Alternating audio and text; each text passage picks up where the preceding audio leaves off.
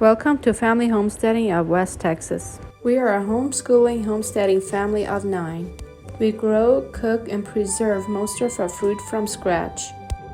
It is mid-May and it is time to process our 80 chickens, so let's get at it. So back in mid-March when we received the chicks, it was a cold, rainy day. We had a hard time getting them warm, but we did eventually get them warm. And due to the colder weather, we lost more than I liked, but we did raise about 80 of them that we were butchering in mid-May. We kept them in the brooder for about 4 weeks, and then we moved them out into a chicken tractor that we had built 2 or 3 years ago, and we moved them around on the pasture. After taking the feathers off, we bring them inside. We wash and scrub them, and then we put them in ice for 48 hours. Now it's time to cut it up. We're going to be cutting up this chicken. We'll show you how we cut it up and how we use each cut. So first I'm going to cut up the legs here. Break them open. And I'm going to just go a little bit further down. I use the edge of the table to break it off. And then you can cut it right off. And then separate the thighs from the back here. Very easy. And then we also separate the thighs from the drumsticks. It's very easy. You just find the right spot to cut it so that you don't cut on the bone. It's fairly easy.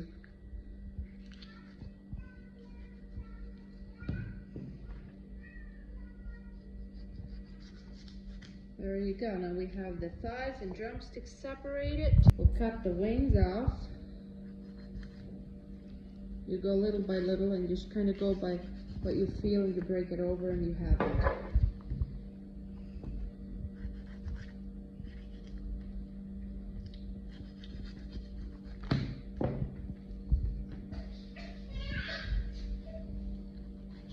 Okay, you find this spot here where you cut off the wing, and you just kind of, you let your knife go natural. It finds the way where the bones are the easiest to cut.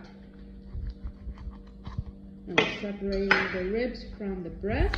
You break it over, and I use my thumb and my index finger to grab it and pull it over. And then I just use, sometimes I have to use my knife, sometimes I could just pull it open away from there, but there's a little bit of skin attached. And then we're taking off this, we're throwing this away, that's waste. Sometimes when they get so big and fat, they have quite a bit of that on their throat here, and the neck. And there's a little bit more here.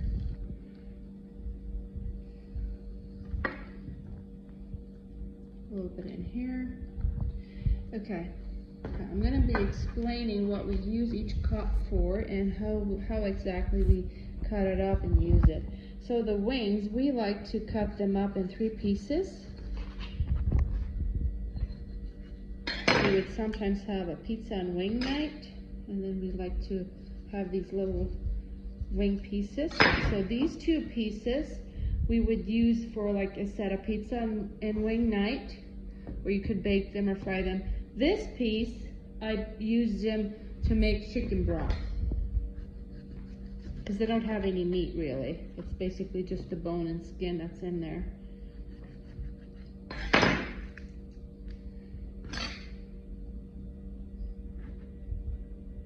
It's a little hard and tricky to find the right place to take off the tip of the wing. Okay, and now the breast, we like to take the skin off the breast.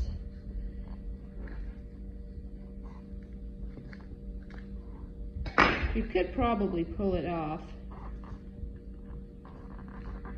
Yeah, it works to just pull the skin off.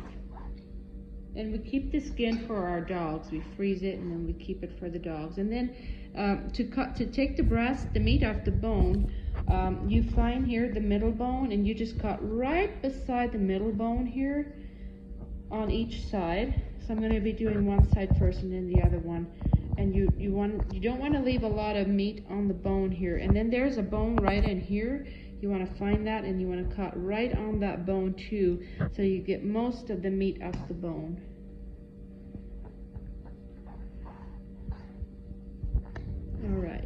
So I'll be cutting just a little bit further yet from this side.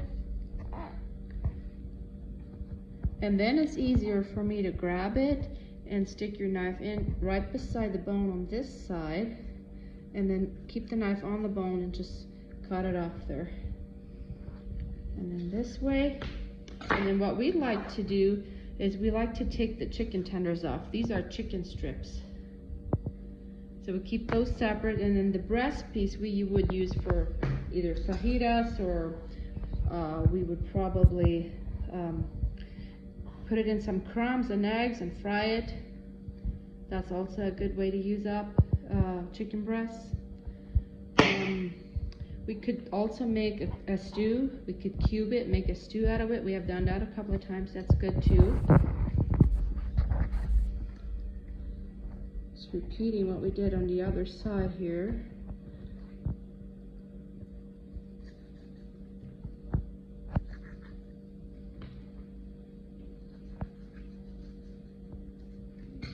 Chicken tender out.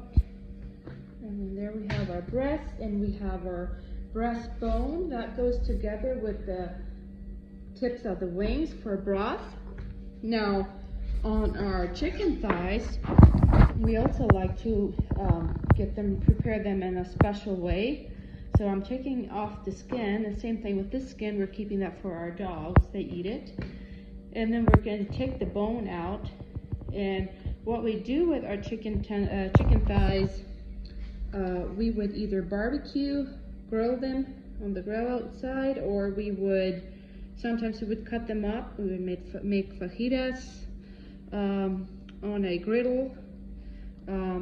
We could also do we have sometimes done that where we put it in a glass pan and just bake them in the oven, in the kitchen. That's also good. You could do many different things with chicken thighs. I guess my favorite would be fajitas.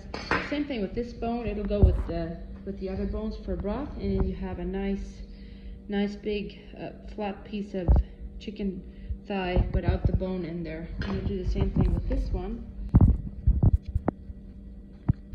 It's a little tricky sometimes to get the bone out of the thigh here, but I guess after you have done it a few times, it's getting easier. You learn how to do that. I just kind of separate the meat from the bone here, and then I would grab the bone and stick my knife under the bone and just cut it away from the bone, and you have a harder piece here. There you go. So there it is. All right, so here's our chicken thighs, here's our drumsticks, and then I didn't explain this, the back and the ribs, we would sometimes use it to make just we would fry it in a little butter and then bake it after we have stirred it, or we would sometimes just bake it and we would make chicken burgers. We could make burritos, take the meat out and make burritos. We do different things with those. And then yes, here we have our wings, we have our chicken tenders, which is good for chicken strips, and we have our chicken breast, and then of course the bones for the chicken broth. I hope you're encouraged. And every time we're processing chickens, 2 of our kids, when it comes to the last chickens, they're up for a race, and that's just every time again, and they're having so much fun racing who would be done first.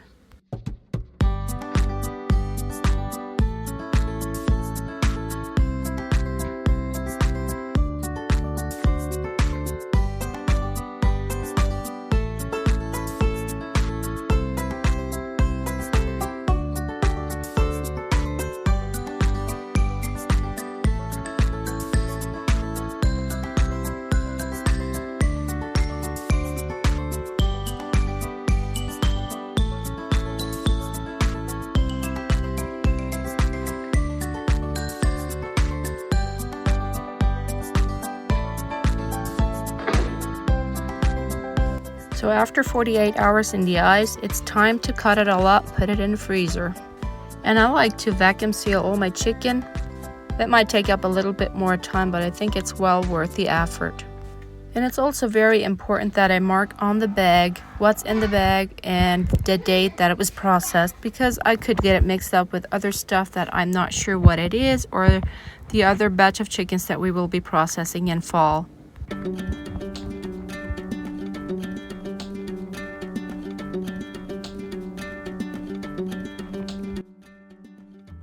And there it is. We kept 2 of them whole. And then we have a bunch of other stuff. We have thighs, we have breast, we have so many different things. Here you see we have backs and ribs. They're separated from the other stuff and then vacuum sealed and put in a bag. There's the drumsticks, and then there's the breast. There is a lot of breast and I'm very excited. And there's the wings, a lot of wings actually, and chicken tenders. That will be chicken strips, chicken thighs, and then there's the chicken bone. That will be chicken broth, and that will be another video. I'll show you how I make my chicken broth. It's shelf stable the way I make it, but like I say, that's for another video. And then we do put the organs and the skin that we're taking off in bags. We put it in a freezer and we give it to the dogs. And there it is in the freezer. Our chest freezer, it's a small freezer, was completely full and I could not fit it all in there. This is what's left that I can't fit in the freezer. I'll have to rearrange the other freezers and see where I can find the room to put all the stuff in. But that's 80 chickens in the freezer and I am very excited to cook. Thank you for watching and we'll see you on the next one. It's the mall.